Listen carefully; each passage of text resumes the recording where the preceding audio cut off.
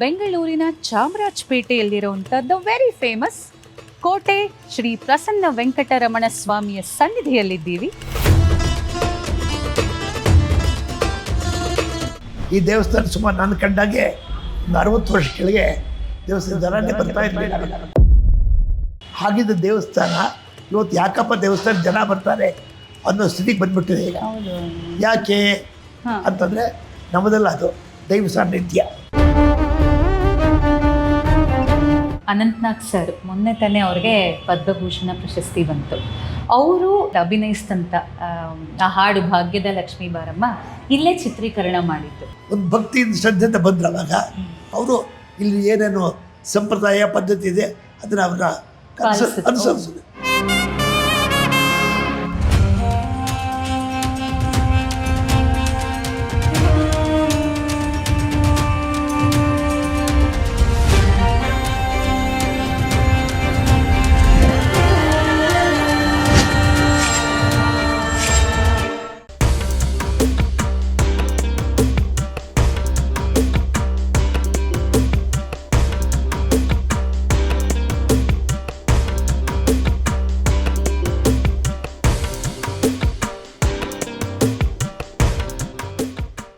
ದಿವಸದಿಂ ದಿವಸಕ್ಕೆ ನಿಮಿಷದಿಂ ನಿಮಿಷಕ್ಕೆ ಭವಿಷ್ಯವ ಚಿಂತಿಸದೆ ಬದುಕಾದೂಡುತ್ತಿರು. ವಿವರಗಳ ಜೋಡಿಸುವ ಯಜಮಾನ ಬೇರಿಹನು. ವಿವರಗಳ ಜೋಡಿಸುವ ಯಜಮಾನ ಬೇರಿಹನು. ಸವೆಸು ನಿಂಜನುಮವನು ಮಂಕುತಿಮ್ಮ. ಸವೆಸು ನೀಂಜನುಮವನು ಮಂಕುತಿಮ್ಮ. ಹಾಯ್, ಹೆಲೋ, ನಮಸ್ಕಾರ. ನಾವಿವತ್ತು ಬೆಂಗಳೂರಿನ ಬಹಳ ಪ್ರಾಚೀನವಾದಂಥ ದೇವಸ್ಥಾನದಲ್ಲಿದ್ದೀವಿ. ಪಕ್ಕದಲ್ಲೇ ಕೋಟೆ ಇದೆ. ಕೋಟೆ ಅಂತಿದ್ದ ಹಾಗೆ ಗೊತ್ತಾಯ್ತಲ್ವ ಯಾವ ದೇವಸ್ಥಾನ? ಕರೆಕ್ಟ್. ಅಷ್ಟೇ ಅಲ್ಲ, ವೈಕುಂಠ ಏಕಾದಶಿ ಅಂತಿದ್ದ ಹಾಗೆ ಜನ ಇಲ್ಲಿ ಮುಗಿಬಿದ್ದು ಬೀಳ್ತಾರೆ. ಜೊತೆಗೆ ಬ್ರಹ್ಮ ವಿಷ್ಣು ಮಹೇಶ್ವರ ಈ ತ್ರಿಮೂರ್ತಿಗಳು ಇಲ್ಲಿ ನೆಲೆಸಿದ್ದಾರೆ ಅನ್ನೋ ಪ್ರತೀತಿ ಕೂಡ ಇದೆ. ಎಸ್, ಇವತ್ತು ನಾವು ಬೆಂಗಳೂರಿನ ಚಾಮರಾಜಪೇಟೆಯಲ್ಲಿರುವಂಥ ವೆರಿ ಫೇಮಸ್ ಕೋಟೆ ಶ್ರೀ ಪ್ರಸನ್ನ ವೆಂಕಟರಮಣ ಸ್ವಾಮಿಯ ಸನ್ನಿಧಿಯಲ್ಲಿದ್ದೀವಿ. Welcome to temple run.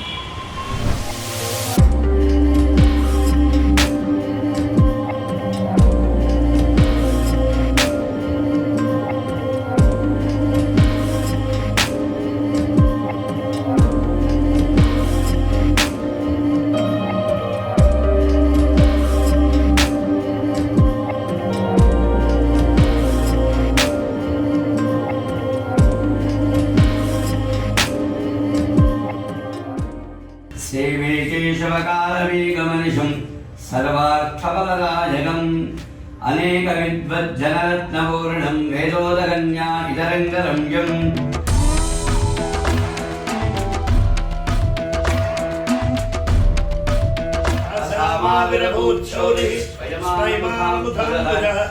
आरोग्यवागिदा सिद्ध्यर्थं समस्तसन्मङ्गलावप्त्यर्थं Sreelakshmi वेङ्कटेश्वरस्वामिनः सन्निधौ नमस्कार नारायणाय नमस्कार ओमित्येकाक्षरं श्रीनिवासाय मङ्गलम्.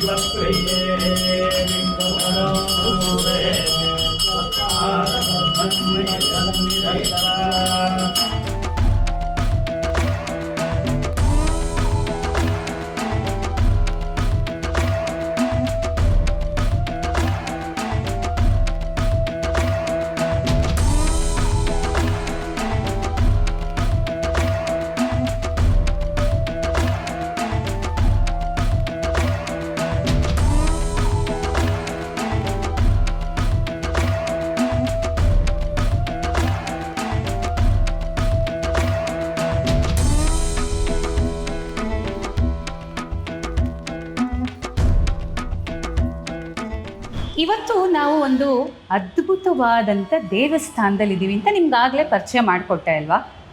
ಈ ದೇವಸ್ಥಾನದ ವಿಶೇಷತೆ ಅಫ್ಕೋರ್ಸ್ ನಮ್ಮ ಜೊತೆ ಒಬ್ಬರು ಮುಖ್ಯವಾದಂಥ ವ್ಯಕ್ತಿ ಇದ್ದಾರೆ. ಅವ್ರ ಬಗ್ಗೆ ಹೇಳಬೇಕು ಅಂದರೆ ಇವ್ರ ಫ್ಯಾಮಿಲಿ ಅಂತ ಒಂದು ವರ್ಲ್ಡ್ ವೈಡ್ ವೆರಿ ಫೇಮಸ್ ಅರ್ಚಕರು ಅಂತ ಹೇಳ್ಬೋದು.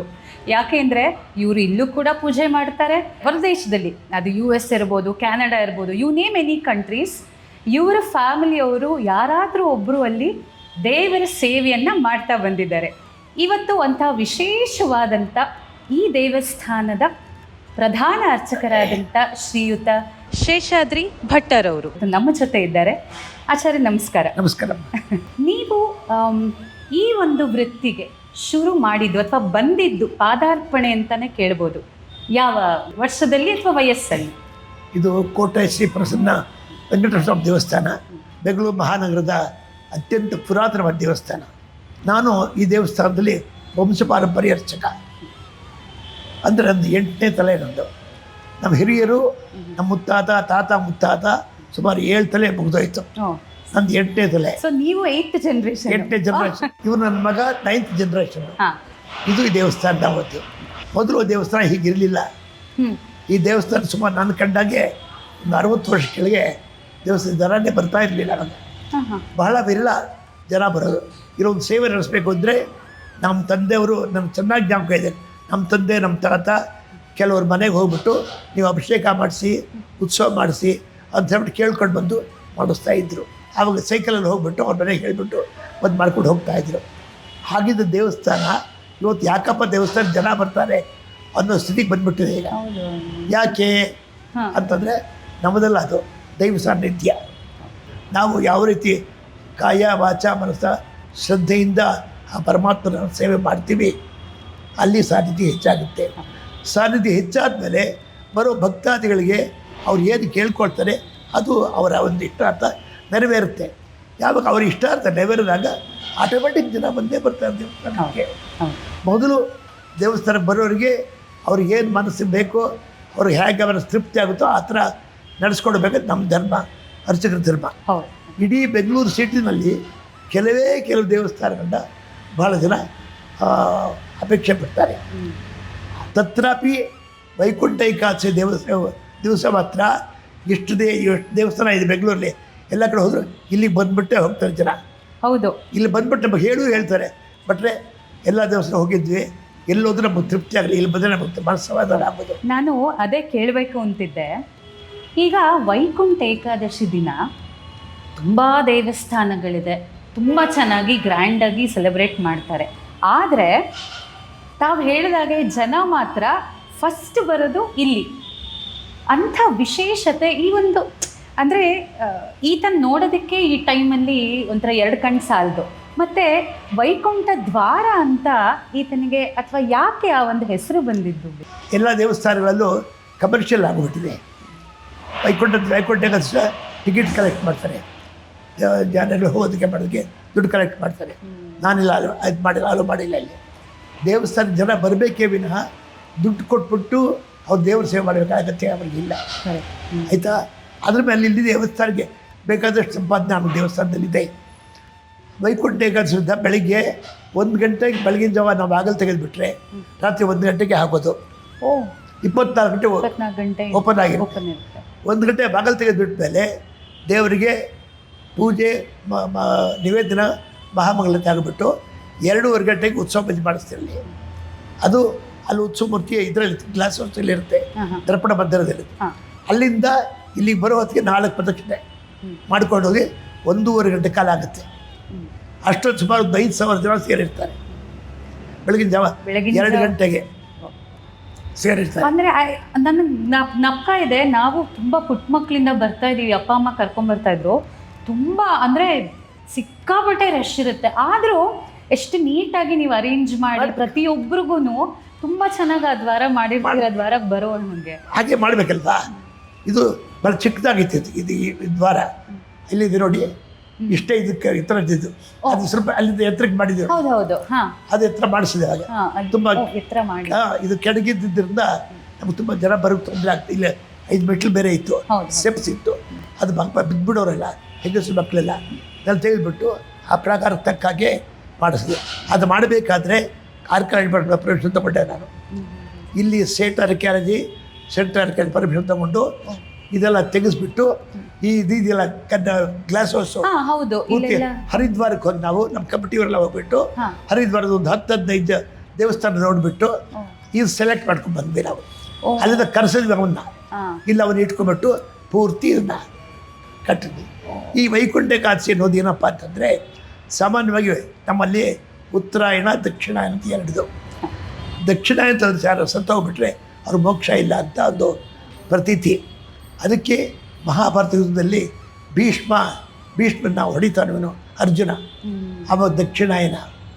ಅವಾಗ ಭೀಷ್ಮ ಏನು ಮಾಡ್ತಾರೆ, ನಾನು ಸತ್ತೋಗ್ತಾನೆ ಮುಕ್ತಿ ಸಿಕ್ಕಲ್ಲ ಅಂತ ಹೇಳ್ಬಿಟ್ಟು ಸರಸೆಯಲ್ಲಿ ಮಲಗಿರ್ತಾನೆ. ಉತ್ತರಾಯಣ ಹುಟ್ಟೋರಿಗೂ ಸಾಯೋಲ್ಲ ಅವನು ಪ್ರಾಣ ಇಟ್ಕೊಡ್ತಾರೆ. ಅವ್ರಿಗೊಂದು ವರ ತಂದೆ ಕೊಟ್ಟಿರ್ತಾನೆ, ನೀನು ಇಚ್ಛಾಮರಣಿ, ನಿನಗೆ ಯಾವಾಗ ಬೇಕೋ ನೀನು ಪ್ರಾಣ ಬಿಡ್ಬೋದು ಅಂತ ಕೊಟ್ಟಿರ್ತಾರೆ. ಅದಕ್ಕೋಸ್ಕರ ಉತ್ತರಾಯಣ ಬರೋವರೆಗೂ ಅವ್ರು ಪ್ರಾಣ ಇಟ್ಕೊಂಡಿದ್ದಾನೆ.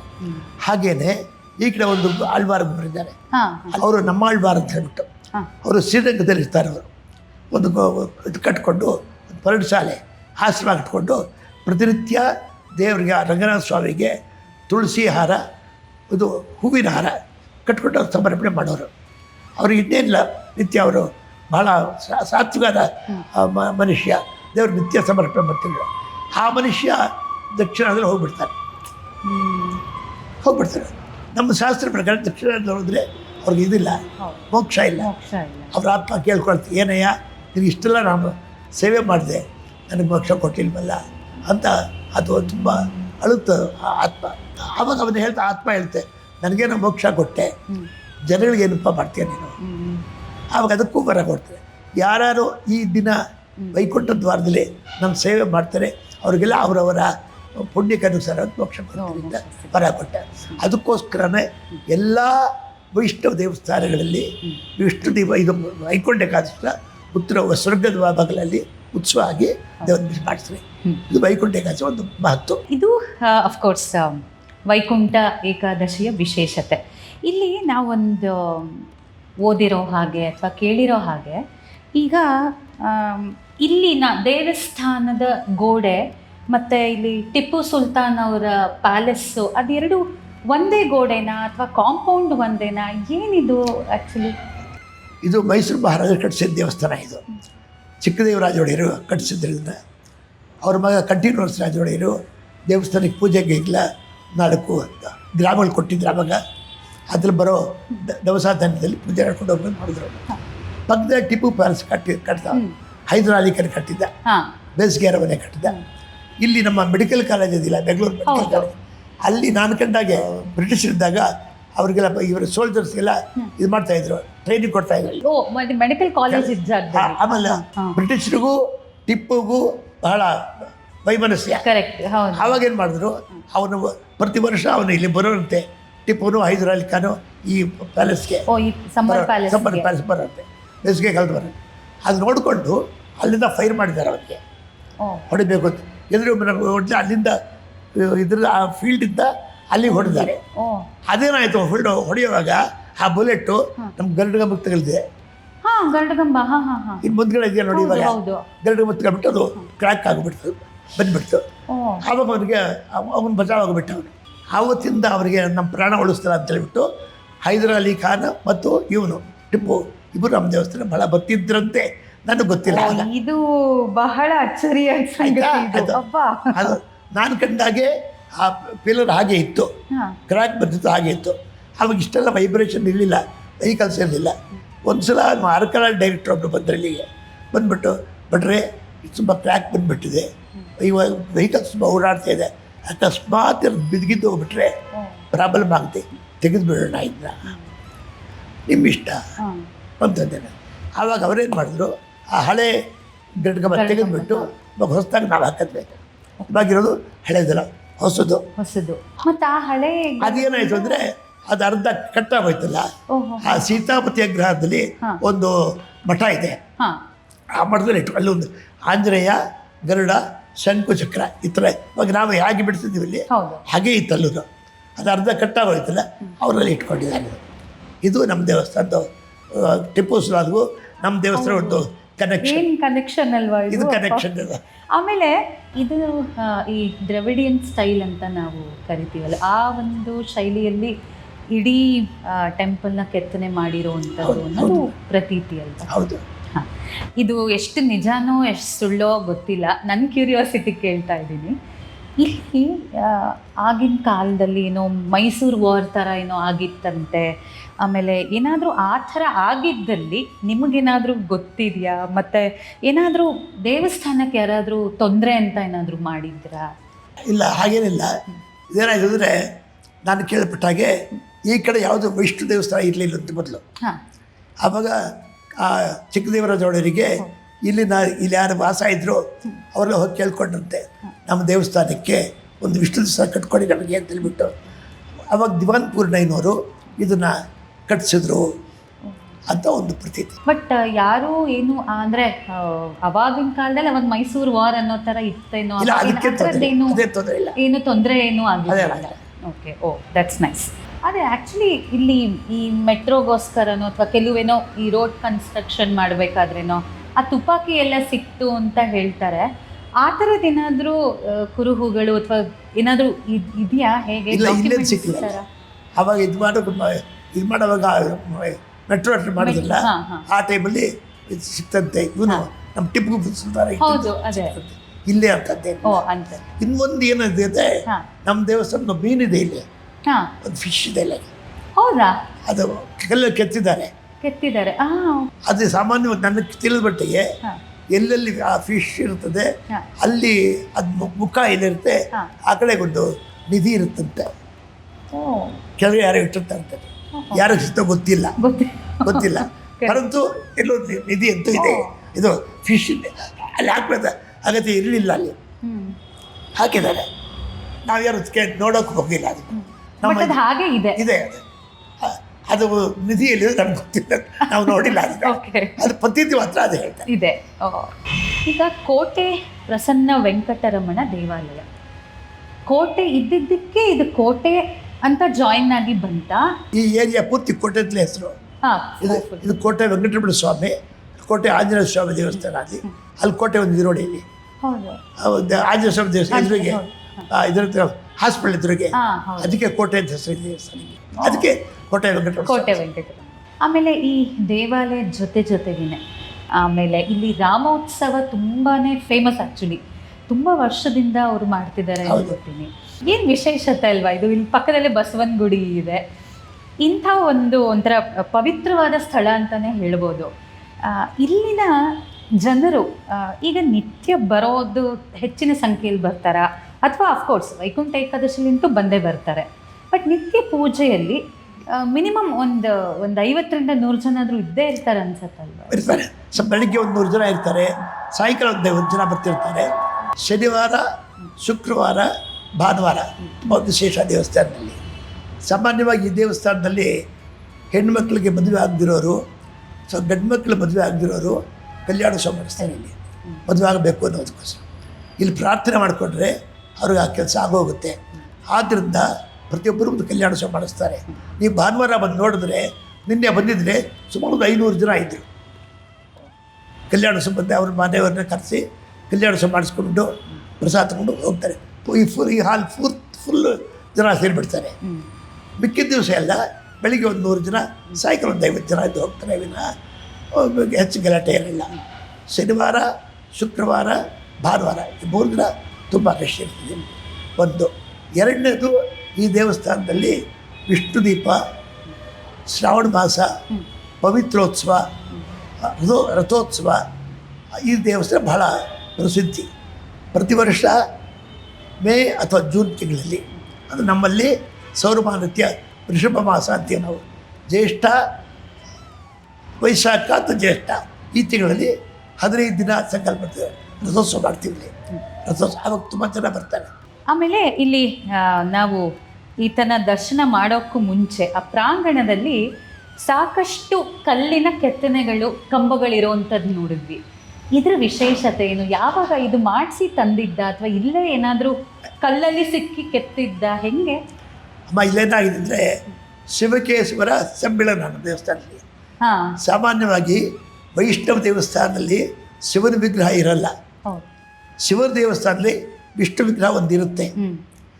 ಉದಾಹರಣೆಗೆ ನಂಜನಗೂಡಿಗೆ ಹೋದರೆ ಶಿವ ಮೈನ್ ಡೇಟಿ ಅವ್ನ ದರ್ಶನ ಮಾಡ್ಕೊಂಡು ಬಂದ್ಬಿಟ್ಮೇಲೆ ವಿಷ್ಣು ದರ್ಶನ ಮಾಡಲೇಬೇಕು ಅಂತ ಶಾಸ್ತ್ರ. ಅಲ್ಲೊಂದು ದೇವಸ್ಥಾನ ಇದೆ. ಇಲ್ಲಿ ವೈಷ್ಣವ ದೇವಸ್ಥಾನ ಅದು ಇದಿಲ್ಲ, ಆ ನಿಯಮ ಇಲ್ಲ. ಪರಂತು ಇಲ್ಲೇನಾಗಿದೆ ಅಂದರೆ ಶಿವಕೇಶ್ವರ ಸಮ್ಮೇಳನ. ಯಾಕೆ ಅಂತಂದರೆ ನಿಮಗೆ ಗರ್ಭಗೃಹ ನೋಡಿದ್ರಲ್ಲ, ಅಲ್ಲಿ ಗರ್ಭಗೃಹದ ಸುತ್ತಲೂ ಹೊರಗಡೆ ಗಿರಿಜಾ ಕಲ್ಯಾಣ ಬಿಡಿಸಿದ್ದಾರೆ. ಹೌದು ಹೌದು. ಬ್ರಹ್ಮ ವಿಷ್ಣು ಮಹೇಶ್ವರ. ಹೌದು. ಅಲ್ಲಿ ಚತುರ್ಮುಖ ಬ್ರಹ್ಮ, ಪಂಚಮುಖ ಬ್ರಹ್ಮ ವಿಗ್ರಹ ಚೆನ್ನಾಗಿ ಬಿಡಿಸಿದ್ದಾರೆ. ಅಲ್ಲಿ ಹಾಗೆ ಬಂದ್ಬಿಟ್ಟು ಅವ್ರ ಪಾಡಿಗೆ ಅವ್ರು ಕೂತಿರ್ತಾರೆ. ಅವ್ರು ಸಪ್ತ ಋಷಿಗಳು ಮತ್ತು ಸಪ್ತ ಮಾತೃಕೆಗಳು ಋಷಿಗಳೆಲ್ಲ ಅಪ್ಪ ನಿನ್ನ ಮದುವೆ ಮಾಡಬೇಕು ಅಂತ ಹೇಳ್ಬಿಟ್ಟು ಈಶ್ವರ ಕರ್ಕೊಂಡ್ಬರಂಗೆ ಹಾಗೆ ಬೆಳೆಸಿದ್ದಾರೆ. ಮತ್ತು ಅಲ್ಲಿ ಕೆತ್ತನೆ ಇದ್ದ ಸೋಮಸೂತ್ರ ಇಲ್ಲ, ಅಲ್ಲಿ ಗಿರಿಜಾ ಕಲ್ಯಾಣ ಆಗುತ್ತೆ. ಸೊ ಇಲ್ಲಿ ಶಿವಕೇಶ್ವರ ಒಂದು ಸಮ್ಮೇಳನ. ಹಾಗೇನೆ ಆ ನವರಂಗದಲ್ಲಿ ಕಂಬಗಳಲ್ಲಿ ಸಾಮಾನ್ಯವಾಗಿ ಎಲ್ಲ ಗಣಪತಿ ವಿಗ್ರಹನೂ ಇದೆ, ಈಶ್ವರ ಲಿಂಗನೂ ಇದೆ, ಬೇರೆ ಬೇರೆ ಇತರೆ ವಿಗ್ರಹಗಳೆಲ್ಲ ಇದೆ. ಅದು ಹಿಂದೆ ಮಾಡಿಬಿಟ್ಟಿದೆ. ಸೊ ಇಲ್ಲಿ ಶಿವಕೇಶ್ವರದ ಸಮ್ಮೇಳನ ಇದೆ. ಹೌದು. ವಿಶೇಷವಾಗಿ ನಮಗೆ ಕಣ್ಣಿಗೆ ತುಂಬ ತಂಪು, ಆಮೇಲೆ ಈತನ ನೋಡ್ತಾ ಇದ್ರೆ ನೋಡ್ತಾನೆ ಇರಬೇಕು ಅಂತ ಅನಿಸುತ್ತೆ. ಇಷ್ಟು ಸುಂದರವಾಗಿರುವಂಥ ವಿಗ್ರಹ. ಆಮೇಲೆ ಇಲ್ಲಿ ನೀವೇನಾದರೂ ಈ ತಿರುಮಲ ಇದನ್ನು ಫಾಲೋ ಮಾಡ್ತೀರಾ, ಅಥವಾ ವಿಶೇಷವಾಗಿ ಅಲ್ಲಿ ನೋಡಿ ಇಲ್ಲಿ ವಿಗ್ರಹ ಕೆತ್ತನೆ ಮಾಡಿಸಿದ್ದ ಅಥವಾ ತಂದಿದ್ದ, ಹೇಗೆ? ತಿರುಮಲೆಯಲ್ಲಿ ಸ್ವಯಂ ವ್ಯಕ್ತ ಅಂದರೆ ಆಗಮಶಾಸ್ತ್ರದಲ್ಲಿ ಹೇಳುತ್ತಂದರೆ ಇಲ್ಲಿ ಪಾಂಚರಾತ್ರ ಮೂರ್ತಿ ಪೂಜೆ ನಡೀತಿಲ್ಲಿ. ವಿಷ್ಣು ದೇವಸ್ಥಾನದಲ್ಲ ಪಾಂಚರಾತ್ರ ವೈಖಾನಸ ಆಗಮೂರ್ತಿ 2 ಸಲ ಪೂಜೆ ನಡೆಯುತ್ತೆ. ತಿರುಮಲದಲ್ಲಿ ವೈಖಾನಸ ಆಗಮೂರ್ತಿ ಪೂಜೆ ನಡೆಯುತ್ತೆ. ಅಂದರೆ ವಿಕರ್ಸ ಮಹರ್ಷಿ ಅಂತ ಒಬ್ಬರು ಮಹರ್ಷಿ, ಅವರು ಈ ಥರ ಮಾಡಬೇಕು ಅಂತ ಅವರ ಒಂದು ಉಪದೇಶ ಮಾಡ್ತಾರೆ. ಅದ್ರ ಪ್ರಕಾರ ನಡೆಯುತ್ತೆ. ಇಲ್ಲಿ ಪಾಂಚರಾತ್ರ ಅಂದರೆ ಶ್ರೀಮನ್ನಾರಾಯಣನೇ ಈ ಕಲಿಯುಗದಲ್ಲಿ ನಮಗೆ ತಪಸ್ಸು ಮಾಡೋ ಶಕ್ತಿ ನಮಗಿಲ್ಲ ಮನುಷ್ಯನಿಗೆ. ಆದರೆ ಅವ್ರ ಇಷ್ಟಾರ್ಥ ನೆರವೇರಬೇಕು. ಒಬ್ಬೊಬ್ರಿಗೊಂದು ಚಿಂತೆ ಇರುತ್ತೆ. ಅವ್ರ ಕಷ್ಟ ಕಾರ್ಪಣ್ಯ ಅವ್ರಿಗೆ ಏನೇನು ಮನಸ್ಸಲ್ಲಿ ನೆರವೇರಬೇಕಾದ್ರೆ ತಪಸ್ಸು ಮಾಡೋಕ್ಕಾಗಲ್ಲ. ನಮ್ಮ ಮನಸ್ಸು ಒಂದು ಇಂದ್ರಿಯ ನಿಗ್ರಹ ಮಾಡಿಕೊಂಡು ನಮ್ಮ ಶಕ್ತಿ ಇಲ್ಲ. ಆದ್ದರಿಂದ ಕಲಿಯುಗದಲ್ಲಿ ಹರ್ಷಾವತಾರ, ಐ ಮೀನ್ ದೇವಸ್ಥಾನಗಳು. ಇದು ಏನಾಯಿತು, ಪರಮಾತ್ಮ ಶಿಲ್ಪಶಾಸ್ತ್ರ ಆಗಮಶಾಸ್ತ್ರ ಅಂತ ಎರಡೂ ಉಪದೇಶ ಮಾಡ್ತಾನೆ. ದೇವಸ್ಥಾನ ಹೇಗೆ ಕಟ್ಟಬೇಕು, ಯಾವ ರೀತಿ ಇರಬೇಕು, ಯಾವ್ಯಾವ ಪೋರ್ಷನ್ಸ್ ಹೇಗಿರಬೇಕು ಅಂತ ಮಾಡಿದ ಶಿಲ್ಪಶಾಸ್ತ್ರ. ವಿಗ್ರಹನ ಯಾವ ರೀತಿ ಕೆತ್ತಬೇಕು, ಕಣ್ಣು ಹೇಗಿರಬೇಕು, ಕತ್ತು ಹೇಗಿರಬೇಕು, ಮೂಗು ಹೇಗಿರಬೇಕು, ತೋಳುಗಳು ಹೇಗಿರಬೇಕು ಅಂತ ಅದಕ್ಕೂ ಉಪದೇಶ ಮಾಡಿ ಈ ಥರ ಮಾಡಿಬಿಟ್ಟು ನೀವು ಪ್ರತಿಷ್ಠಾಪನೆ ಮಾಡಿಬಿಟ್ಟು ನೀವಲ್ಲಿ ಸಾನ್ನಿಧ್ಯ ಉಂಟಾದ ಮೇಲೆ ನೀವು ಕೇಳಿಕೊಟ್ರೆ ಅನುಗ್ರಹ ಮಾಡ್ತಿದ್ದ. ಅದಕ್ಕೋಸ್ಕರ ಅರ್ಚಾವತಾರ ಈ ಕಲಿಯುಗದಲ್ಲಿ ಬಂತು. ಬರೀ ತಪಸ್ಸು ಮಾಡಿಕೊಂಡು ಇದು ಮಾಡ್ತಾಯಿದ್ರು. ದೇವಸ್ಥಾನದ ಬಂದು ಅರ್ಚಾಮೂರ್ತಿ ನೋಡ್ಕೊಂಡು ಮಾಡ್ತಾರೆ.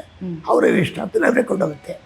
ಈ ಪ್ರತಿ ವರ್ಷ ನಾವು ಮಾಡೋ ಪವಿತ್ರೋತ್ಸವ, ರಥೋತ್ಸವ, ವಿಶೇಷ ಉತ್ಸವಾದಿಗಳು, ಅಭಿಷೇಕಗಳು ಎಲ್ಲ ಮಾಡ್ತೀವಲ್ವ. ಇದು ಹೇಗೆ ಮಾಡಬೇಕು ಇವೆಲ್ಲ ಅಂತಂದರೆ ಜನ ಸಾವಿರಾರು ಜನ ಬರ್ತಾರೆ ದೇವಸ್ಥಾನಕ್ಕೆ. ಬಂದಾಗ ಇದೊಂದು ಬ್ಯಾಂಕ್ ಇದ್ದಾಗೆ, ಸೇವಿಂಗ್ಸ್ ಬ್ಯಾಂಕ್ ಇದ್ದಾಗೆ. ನಾವು ನಿತ್ಯ ಪೂಜೆ ಮಾಡ್ತೀವಿ, ಸಾನ್ನಿಧ್ಯ ಉಂಟು ಮಾಡ್ತೀವಿ. ಜನ ಒಂದು ಅವರವರ ಒಂದು ಆಸೆ ಕೇಳ್ಕೊಂಡು ಹೋಗ್ತಾರೆ, ಹಾಗೆ ಖರ್ಚು ಹಾಕ್ಕೊಂಡು ಹೋಗ್ತಾ ಇರ್ತಾರೆ. ಪುನಃ ಅದು ಡಿಪಾಸಿಟ್ ಮಾಡಬೇಕಲ್ಲ. ಅದಕ್ಕೋಸ್ಕರವಾಗಿ ಪ್ರತಿ ವರ್ಷ ಪವಿತ್ರೋತ್ಸವ, ರಥೋತ್ಸವ, ಶ್ರಾವಣ ಮಾಸಗಳ ಉತ್ಸವಗಳು, ವಿಷ್ಣು ದೀಪ, ವೈಕುಂಠ ಏಕಾದಶಿ ವಿಶೇಷ ಉತ್ಸವ ಮಾಡಬೇಕು ಅಂತ ಶಾಸ್ತ್ರ ಹೇಳಿದೆ, ಆಗಮಶಾಸ್ತ್ರ. ಅದರಂತೆ ಮಾಡ್ತಾಯಿದ್ವಿ. ಅದು ಮಾಡಿದಾಗ ಇಲ್ಲಿ ಡಿಪಾಸಿಟ್ ಆಗುತ್ತೆ, ಹಾಗೆ ಖರ್ಚು ಆಗುತ್ತೆ. ಖರ್ಚಾಗುತ್ತೆ. ದೇವಸ್ಥಾನಕ್ಕೆ ಬಂದು ಭಕ್ತರಿಗೆ ಏನು ಕೇಳ್ಕೊಳ್ತಾರೆ ಅವರ ಒಂದು ಇಷ್ಟಾರ್ಥ ನೆರವೇರಿದಾಗ ಅದು ಖರ್ಚು. ನಾವು ಮಾಡೋ ಪೂಜೆದೆಲ್ಲ ಡಿಪಾಸಿಟ್ ಅದು. ಆಮೇಲೆ ವಿಶೇಷವಾಗಿ ನೀವು ಕೆಲವು ಇನ್ಫಾರ್ಮೇಷನ್ ಎಲ್ಲ ಕೊಟ್ಟಿದ್ದೀರ ದೇವಸ್ಥಾನದ ಬಗ್ಗೆ, ಹೇಗೆ ಶುರುವಾಯಿತು, ಹೇಗೆ ಎಲ್ಲ ಅಂತ. ಅಲ್ಲಿ ಒಂದು ವಿಶೇಷವಾದ ಚಿತ್ರಣ ನೋಡಿದೆ. ಈ ದೇವಸ್ಥಾನವನ್ನು ದೇವರು ರೂಪದಲ್ಲೇ, ಅಂದರೆ ಆತನ ತಲೆಯಿಂದ ಕಾಲ್ವರೆಗೂ ಪ್ರತಿಯೊಂದೂ ಒಂಥರ ಸ್ಟೆಪ್ ಬೈ ಸ್ಟೆಪ್ ಆಗಿ ಆತನೇ ಇಲ್ಲಿ ನೆಲೆಸಿದ್ದಾನೆ ಅನ್ನೋದನ್ನ ತುಂಬ ಚೆನ್ನಾಗಿ ಚಿತ್ರಣದಲ್ಲಿ ನೋಡಿದೆ. ಅದ್ರ ಬಗ್ಗೆ ಹೇಳ್ಬೋದಾ? ಅಮ್ಮ ಅದು ಹೇಳಿದ್ರೆ ಆಗಮಶಾಸ್ತ್ರ ಇದೇ ಹೇಳುತ್ತೆ. ನಮ್ಮ ಆಗಮದಲ್ಲಿ ಈ ಮಹಾದ್ವಾರದ ಹಿಡಿದು ಗರ್ಭಗೃಹರು ಒಬ್ಬ ಮನುಷ್ಯನ ಆಕಾರ ಕೊಡ್ತಾನೆ. ಪ್ರತಿಯೊಬ್ಬರೂ ಬಲಿಪೀಠದಲ್ಲಿ ನಮಸ್ಕಾರ ಮಾಡಬೇಕು. ಅಂದರೆ ದೇವ್ರ ಪಾದ ಮುಟ್ಟ ಹಾಗೆ ನಾವು ಹೇಗೆ ಪಾದ ಮುಟ್ತೀವಿ ಹಾಗೆ ನೀವೆಲ್ಲ ಪಾದ ಮುಟ್ಟಕ್ಕಾಗಲ್ಲ. ಒಳಗಡೆ ಹೋಗಿ ಇಲ್ಲಿ ನಮಸ್ಕಾರ ಮಾಡಿದ್ರೆ ಪಾದಕ್ಕೆ ನಮಸ್ಕಾರ ಮಾಡಿದಾಗೆ ಲೆಕ್ಕ. ಆದ್ದರಿಂದ ಮನುಷ್ಯ ರೂಪದಲ್ಲಿ ಮನುಷ್ಯನ ಪಾದ ಇದು. ಅಲ್ಲಿಂದ ನವರಂಗ ಪೂರ್ತಿ ದೇಹ, ಪರಮಾತ್ಮ ದೇಹ, ಇದು ವಕ್ಷಸ್ಥಳ ಆಯಿತು, ಶುಕ್ರಾಸನ ಕತ್ತು, ಗರ್ಭಗೃಹ ಇದು. ಹಾಗೆಯೇ ಆ ವಿಮಾನ ಗೋಪುರ ಇದ್ರಾಗ ಮಾತ್ರ ಅದು ಪರಿಪೂರ್ಣವಾದ ದೇವಸ್ಥಾನ. ಹೌದು, ಅದು ದೇವಸ್ಥಾನ ಶಿರಸು ಅಂತಾರೆ. ಸಾಮಾನ್ಯವಾದ ಹತ್ತಲ್ಲ, ಯಾರು ಹತ್ತಬಾರ್ದು. ಅಲ್ವಾ? ವಿಮಾನ ಗೋಪುರ ಹತ್ತಿದ್ರೆ ದೇವರ ಶಿರಸ್ ಮೇಲೆ ಹತ್ತಾಗಲೇ. ನನಗೆ ಗೊತ್ತಾದಾಗೆ ಶಾಸ್ತ್ರೋಕ್ತವಾಗಿ ನಾವು ಆಗಮೋಕ್ತವಾಗಿ ಆ ವಿಮಾನ ಗೋಪುರದ ಪ್ರತಿಷ್ಠಾಪನೆ ಆಗಲಿ ಅಥವಾ ಜೀರ್ಣೋದ್ಧಾರ ಆಗಲಿ ಮಾಡಿದ್ವಿ, ಏನೂ ನಮ್ಗೆ ತೊಂದರೆ ಇಲ್ಲ. ಅಶಾಸ್ತ್ರೀಯವಾಗಿ ಏನೋ ಬೇಕಾಬಿಟ್ಟಿದ್ದು ಮಾಡಿದ್ವಿ ಅಂತಂದರೆ ಆ ವರ್ಷನೂ ಕ್ಲೋಸ್, ಜೀವ ಮರ್ತಿ ಇರೋಲ್ಲ ಅವರು. ಇದು ಅಲ್ಲಿರೋ ವಿಷಯ. ಅದಕ್ಕೋಸ್ಕರ ಎಲ್ಲ ಗೊತ್ತಾಗಲ್ತಾ ಪೂರ್ತಿ ಹಾಕ್ತಿದ್ದೀವಿ. ಕರೆಕ್ಟು. Very interesting. ಈ ಪ್ರಾಕಾರ ಇದೆಯಲ್ಲ, ಅದು ಪರಮಾತ್ಮ ಬಾಹು, ಕಾಲ, ಅದು ತೋಳು, ಪ್ರದಕ್ಷಿಣ ಬರ್ತೀವಲ್ಲ, ಅದು ದೇವರ ತೋಳು ಅಂತ ಹೇಳಿ. ವಿಶೇಷವಾದ ಉತ್ಸವಗಳಲ್ಲಿ ಇಲ್ಲಿ ಸಾಕಷ್ಟು ಸಾಂಸ್ಕೃತಿಕ ಕಾರ್ಯಕ್ರಮಗಳು ನಡೆಯುತ್ತೆ ಅಂತ ಭಾವಿಸ್ತೀನಿ. ನಮ್ಮ ಆಗಮಶಾಸ್ತ್ರ ಹೇಳ್ತಾನೆ ನೃತ್ಯ, ಸಂಗೀತ, ಸೇವೆ ಇರಬೇಕು ಅಂತ, ಸೇವೆ ಮಾಡಬೇಕು ಅಂತ ಹೇಳ್ತೀವಿ. ಅದರಂತೆ ಸಾಮಾನ್ಯವಾಗಿ ಏನು ಗಲಾಟೆ ಇಲ್ದಿರೋ ದಿವಸ ಸಂಗೀತ ಸೇವೆ ಮಾಡಿದ್ದಾರೆ, ಮಾಡ್ಕೊಂಡು ಹೋಗ್ತಾರೆ ಪಾಪ. ನಮ್ಮ ಹಿರಿಯ ನಟರು ಅನಂತ್ನಾಗ್ ಸರ್ ಮೊನ್ನೆ ತಾನೇ ಅವ್ರಿಗೆ ಪದ್ಮಭೂಷಣ ಪ್ರಶಸ್ತಿ ಬಂತು. ಅವರು ಅಭಿನಯಿಸಿದಂಥ ಆ ಹಾಡು ಭಾಗ್ಯದ ಲಕ್ಷ್ಮೀ ಬಾರಮ್ಮ ಇಲ್ಲೇ ಚಿತ್ರೀಕರಣ ಮಾಡಿದ್ದು. ಸೊ ಅದರ ಒಡನಾಟ ನಿಮಗೆ ಹೇಗೆ ಸರ್? ಹೇಗೆ ಅದು ದೇವಸ್ಥಾನ ಅಮ್ಮನವ್ರು ಮಾಡಿದ್ರಿಂದ ಚೆನ್ನಾಗಿತ್ತು, ಮಾಡಿದ್ರು ಮಾಡ್ಕೊಂಡು. ಅದೇ ನೀವು ಅವರು ಒಡನಾಟ ಏನಾದರೂ ಇತ್ತ ಅವಾಗ? ಏನಾದರೂ ಅವಾಗ ಅವ್ರಿಗೂ ಒಂದು ಭಕ್ತಿಯಿಂದ ಶ್ರದ್ಧೆಯಿಂದ ಬಂದ್ರು. ಅವಾಗ ಅದು ತಪ್ಪೆಲ್ಲ ಮಾಡ್ಬೋದು, ತಮ್ಮಡಿ ಅಂತ ಹೇಳ್ಬೇಕು. ನಮ್ಮ ಮಾತುಗೂ ಬೆಲೆ ಕೊಟ್ಟರು. ಅವರು ಇಲ್ಲಿ ಏನೇನು ಸಂಪ್ರದಾಯ ಪದ್ಧತಿ ಇದೆ ಅದನ್ನು ಅವ್ರನ್ನ ಪಾಲಿಸಿದ್ರು. ಇನ್ನೊಂದು ದಿವಸ ವಿಶೇಷ ಹೇಳ್ತೀನಿ. ಇಲ್ಲಿ ಈ ಅಮ್ಮನವ್ರು ಇದೆಯಲ್ಲ, ಮಹಾಲಕ್ಷ್ಮಿ, ಇಲ್ಲೂ ಇಲ್ಲ ಆ ಥರ ಅಮ್ಮನವ್ರ ಬಹಳ ಸೌಮ್ಯ ಮೂರ್ತಿ. ನಾವು ಏನು ಕೇಳ್ಕೊಳ್ತೀವಿ ಎಲ್ಲ ಅದು ನೆರವೇರಿಸ್ಕೊಡ್ತಾಳೆ. ಬಹಳ ಸುಂದರವಾದ ಮುಖ ಅಮ್ಮನಿಗೆ. ನನ್ನ ಅನುಭವದಲ್ಲಿ ನಾನು ಏನೇನು ಕೇಳ್ಕೊಂಡಿದ್ದೀನಿ, ನನ್ನ 85 ವರ್ಷದಲ್ಲಿ 70 ವರ್ಷ ನಾನು ಮೊದಲು ಎಂಡೋಮೆಂಟ್ ಡಿಪಾರ್ಟ್ಮೆಂಟಲ್ಲಿ ಇದ್ದೆ. ಸುಮಾರು ಅಲ್ಲಿ 35 ವರ್ಷ ಸರ್ವಿಸ್ ಮಾಡಿದೆ ನಾನು. ಇಡೀ ನಮಗೆ ಕರ್ನಾಟಕ ದೇಶದ ದೇವಸ್ಥಾನ ನನ್ನ ಕಂಟ್ರೋಲಲ್ಲಿತ್ತು. ಅದು ಎಲ್ಲ ದೇವಸ್ಥಾನ ಸುತ್ತಿದ್ರು ಕೂಡ ಈ ಸ್ವಾಮಿನೂ ಅಷ್ಟೇ, ಅವನವರು ಅಷ್ಟೇ, ಭಾಳ ಸಾನ್ನಿಧ್ಯವಾದ ಮೂರ್ತಿ. ಏನೇ ನಾವು ಕೇಳ್ಕೊಳ್ತೀವಿ ಎಲ್ಲ ಕೊಡ್ತಾರೆ. ಅಂದರೆ ನಾವಲ್ಲಿ ಶ್ರದ್ಧೆ, ಭಕ್ತಿ, ಕಾಯ ವಾಚ ಮನಸ್ಸಲ್ಲಿ ಸರೆಂಡರ್ ಆಗಬೇಕು ಅವರಿಗೆ. ಆದರೆ ಆಟೋಮೆಟಿಕ್ಕಾಗಿ ಎಲ್ಲ ನಡೆಸ್ಕೊಡ್ತಾರೆ. ಆಮೇಲೆ ಅಮ್ಮನವ್ರ ದೇವಸ್ಥಾನದಲ್ಲಿ ಗೋಪುರ ಇರಲಿಲ್ಲ, ಅದು ಕಟ್ಟಿದ್ವಿ. ಆಂಜನೇಯ ಸ್ವಾಮಿ ಗೋಪುರ ಇರಲಿಲ್ಲ, ಅದು ಕಟ್ಟಿದ್ವಿ ಅದನ್ನು. ಸೊ 78ನೇ ಇಸ್ವಿಯಿಂದ ಇದುವರೆಗೂ ಸುಮಾರು ಒಂದು 20 ಕೋಟಿ ರೂಪಾಯಿ ಖರ್ಚು ಕೆಲಸ ಮಾಡಿಸಿದ್ದೀವಿ. ಎಲ್ಲ ದೇವಸ್ಥಾನದ ಭಕ್ತಾರೆಲ್ಲ ಮಾಡಿಸಿದ್ದೀವಿ. ನಾವೇನೋ ಸರ್ಕಾರದ ಒಂದು ಪೈಸಾ ತಗೊಂಡಿಲ್ಲ ಮತ್ತು ದೇವಸ್ಥಾನ ಫಂಡ್ ಖರ್ಚು ಮಾಡಿಲ್ಲ. ಭಕ್ತಾದಿಗಳು ಕೊಟ್ಟಿರೋ ಭಕ್ತಾದಿಲ್ಲ ಮಾಡಿದ್ವಿ.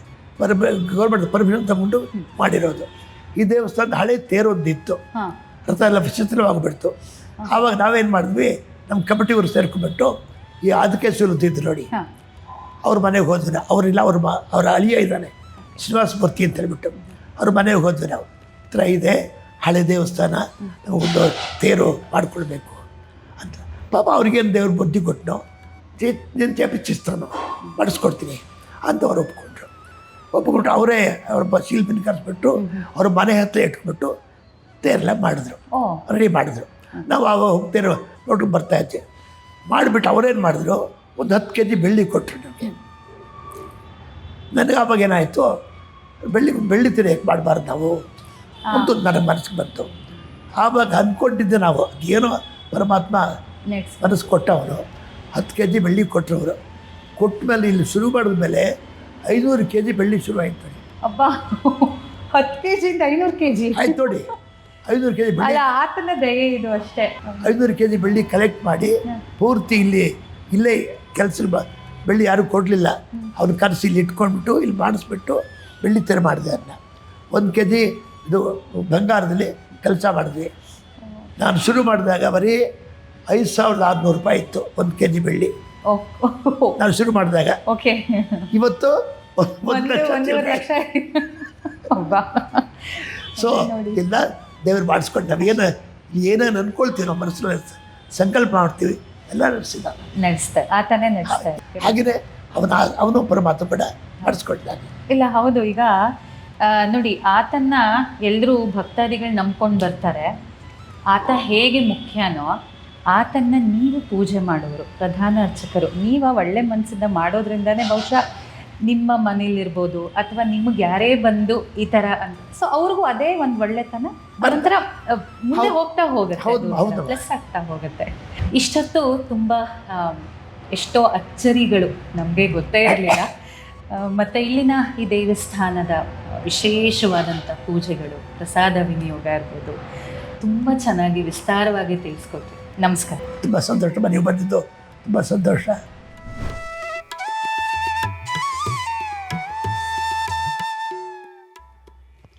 ಸೊ ತಾವೆಲ್ಲರೂ ಕೂಡ ಚಾಮರಾಜಪೇಟೆಗೆ ಬಂದಾಗ ಈ ಸುಂದರವಾದಂಥ ವೆಂಕಟೇಶ್ವರನ ದರ್ಶನ ಮಾಡಿ ಅಂತ ಹೇಳ್ತಾ, ನಾನು ನಿಮ್ಮ ಕನ್ನಡದ ಹುಡುಗಿ ನಮಿತಾ ರಾವ್ ಹಾಗೂ ತೆರೆ ಹಿಂದೆ ವಿಕ್ರಮ್ ಸೂರಿ ಇಬ್ಬರು ಕೂಡ ಸೈನಿಂಗ್ ಆಫ್. ಆ್ಯಂಡ್ ನಮ್ಮ ನವನಿರ್ಮಿತಿ ಚಾನೆಲ್ನ ಲೈಕ್ ಮಾಡಿ, ಶೇರ್ ಮಾಡಿ, ಸಬ್ಸ್ಕ್ರೈಬ್ ಮಾಡಿ ಹಾಗೂ ಬೆಲ್ ಐಕಾನ್ನ ಕ್ಲಿಕ್ ಮಾಡಿ. ನಮಸ್ಕಾರ.